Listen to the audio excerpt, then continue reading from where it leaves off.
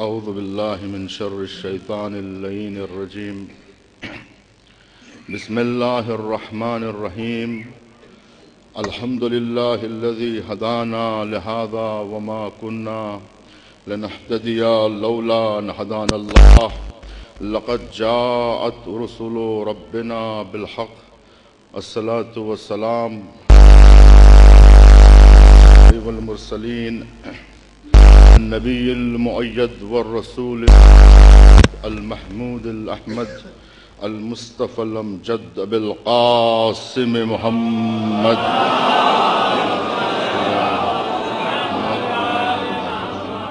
الصلاة والسلام على سد الله الغالب غالب على كل غالب مطلوب على كل طالب مولانا مولا الثقلین ابی الحسنین علی ابن ابی طالب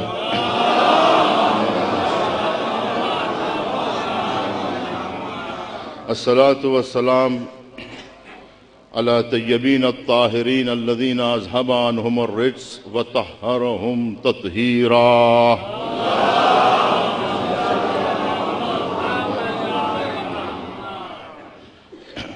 اما بعد فقد قال اللہ سبحانہ وتعالی بسم اللہ الرحمن الرحیم انما ولیکم اللہ ورسولہ الذین آمنوا الذین یقیمون الصلاة ویؤتون الزکاة وهم راکعون صلوات پڑھیں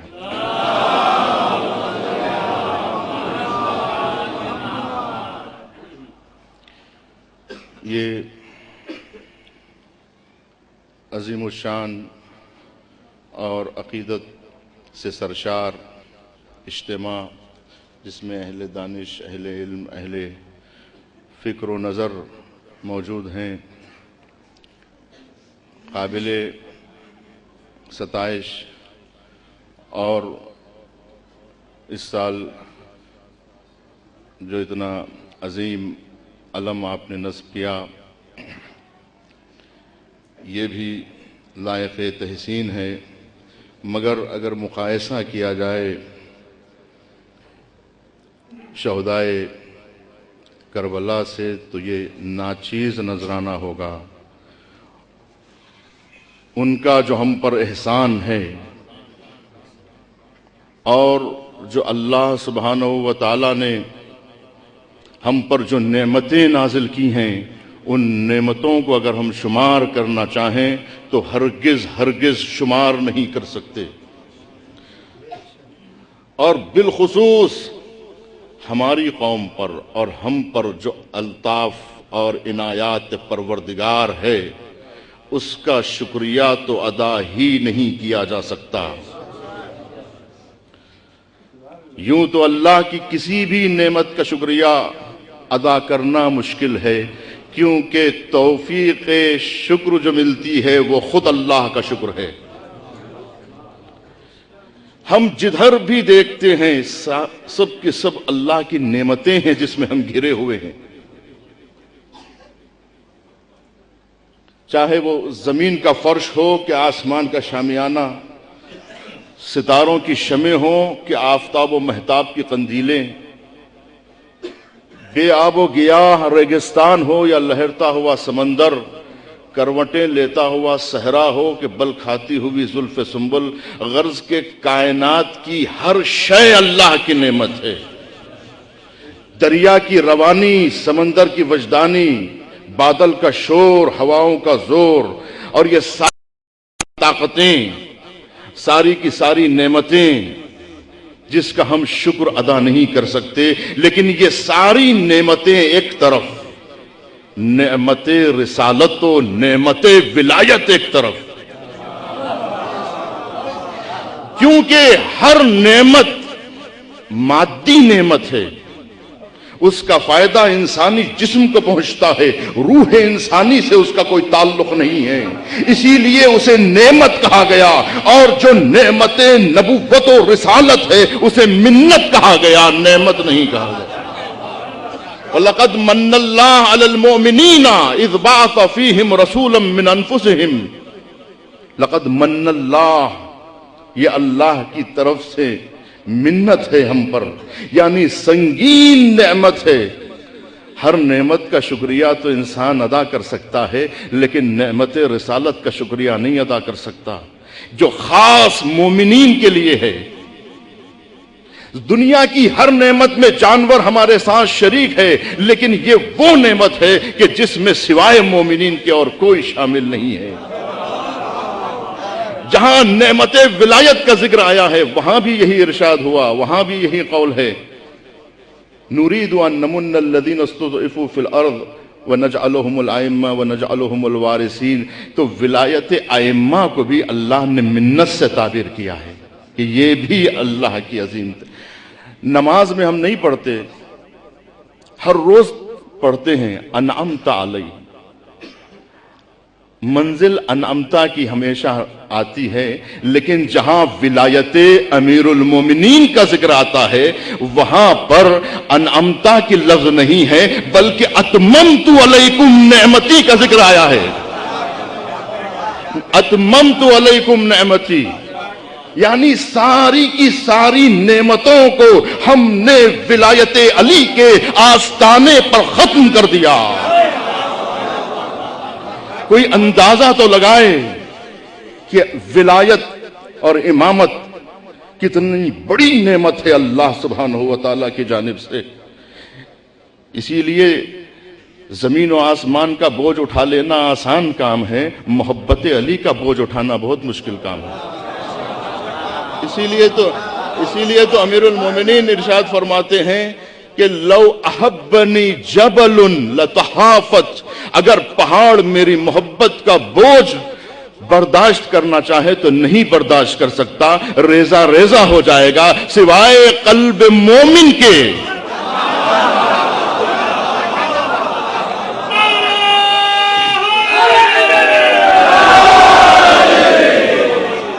इसीलिए कहा लक़द मन्नल्लाहु अलल मोमिनीन, मोमिनीन पर यह इनायत खास है, वरना मोमिन के कल्ब के अलावा पहाड़ों में इतनी ताकत नहीं है, इतनी सलाबत नहीं है जो मोहब्बत अली का बोझ बर्दाश्त कर सके। जिस तरह से जो शान कुरान मजीद की है वही शान अली इब्न अबी तालिब की है।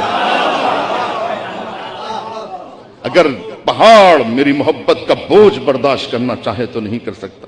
अजीजान गिरामी, मैंने बहुत ही वाज़ेह तरीन आयत को सरनामे कलाम करार दिया है, जो हर मोमिन जानता है, इन्नमा वलियुकुमुल्लाह, तुम्हारा वली सिर्फ और सिर्फ अल्लाह है, उसका रसूल है, और वो है जो हालत रुकू में ज़कात देता है।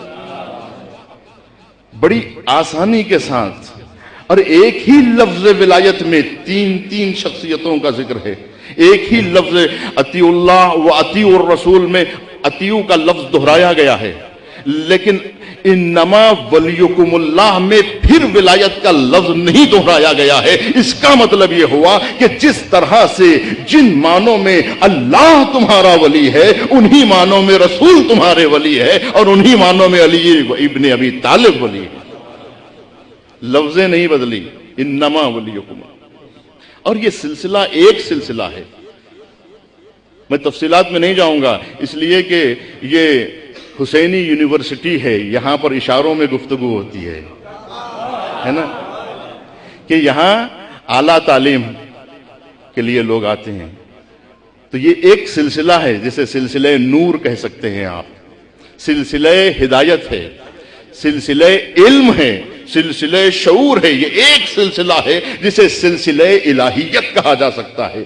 इसके मुकाबले में, यानी लिल्लाहियत के मुकाबले में, इलाहियत के मुकाबले में जो भी विलायत आएगी वो विलायत विलायत तागूत होगी।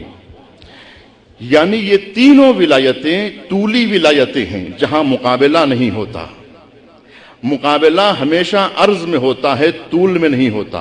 बाप बेटे में तकाबुल नहीं होता, भाई भाई में मुकाबला होता है। किसी बच्चे ने बाप के कांधों पे खड़े होकर कहा, अब्बा जान मैं आपसे ऊंचा हो गया हूं, तो बाप ने कहा, बेटे तुम्हारी ऊंचाई में तुम्हारे बाप की कद की दराजी भी शामिल है।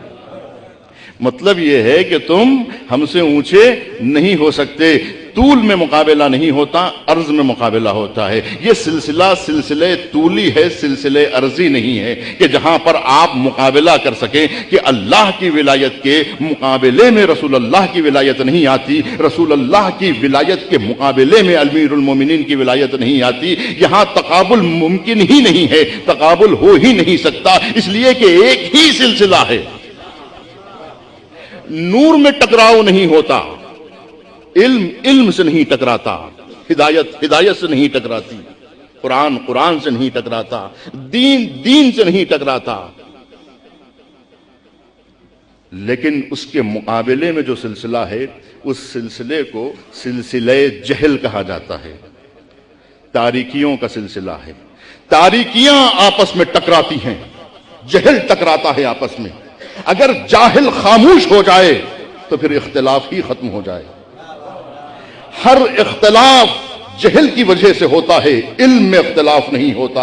ایک دیہات میں 40 انبیاء ہوں تو اختلاف نہیں ہوتا۔ کیوں؟ اس لیے کہ علم سے نہیں ٹکراتا، جہل آپس میں ٹکراتا ہے۔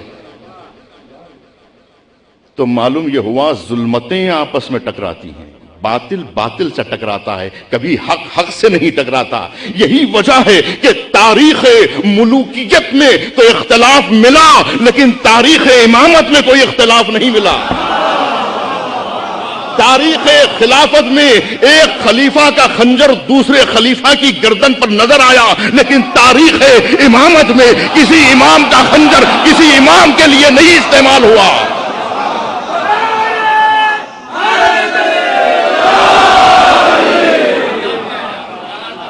یہ حقانیت امامت کا ثبوت ہے کہ یہ سلسلہ علم ہے، سلسلہ دانش ہے، سلسلہ ہدایت ہے، سلسلہ دین ہے۔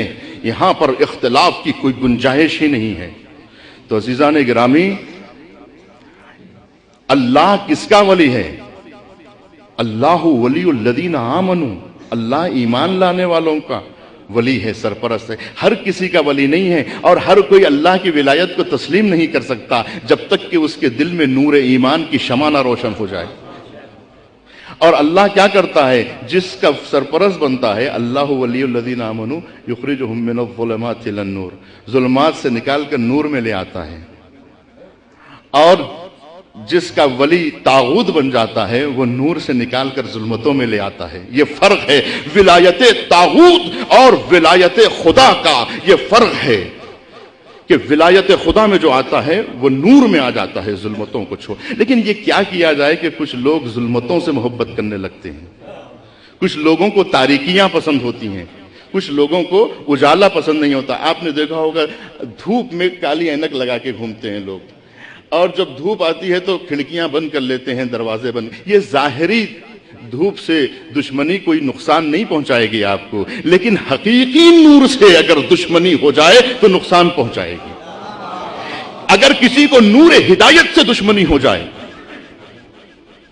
لوگوں کو نور سے دشمنی ہوتی ہے، اجالوں سے دشمنی ہوتی ہے، ولایت خدا سے دشمنی ہوتی ہے۔ اگر کسی کو ولایت الہی سے دشمنی پیدا ہو جائے، نور سے دشمنی پیدا ہو جائے، ان الحسین مصباح الہدا، حسین چراغ ہدایت ہے۔ کچھ لوگوں کو تاریکیاں پسند آتی ہیں، اجالا پسند نہیں آتا۔ ان کی قسمت میں اندھیرا ہوتا ہے، اجالا نہیں ہوتا۔ اب اگر کسی کو شام کا اندھیرا پسند ہو اور نجف کی روشنی پسند نہ ہو تو اس کا کیا کیا جا سکتا ہے؟ کہ نجف کی روشنی پسند نہیں آتی، شام کا اندھیرا پسند آتا ہے۔ تو لوگ شام کے اندھیروں میں رہنا پسند کرتے ہیں، لیکن ولایت علی کی روشنی میں آنا پسند نہیں کرتے۔ شیطنت جب غالب آ جاتی ہے تو نتیجہ یہی ہوتا ہے۔ تو عزیزان گرامی، اس بات پر آپ غور کریں کہ یہ جو سلسلہ ہے، سلسلہ نور، سلسلہ ہدایت، ایک عظیم سلسلہ ہے جس سے وابستگی دنیا و آخرت کو سنوار دے گی۔ اور پھر ولی جو ہوتا ہے اس کو بنایا نہیں جاتا کہ ہم اور آپ ولی بنا لیں کسی کو، اس لیے کہ ولی بنانے کی چیز نہیں ہے، ولی ماننے کی چیز ہے۔ اس لیے کہ یہی تو فرق ہے اسلام اور کفر کے درمیان میں۔ بنا کے ماننا کفر ہے، بنے بنائے کو ماننا ایمان ہے۔ لیکن جن کے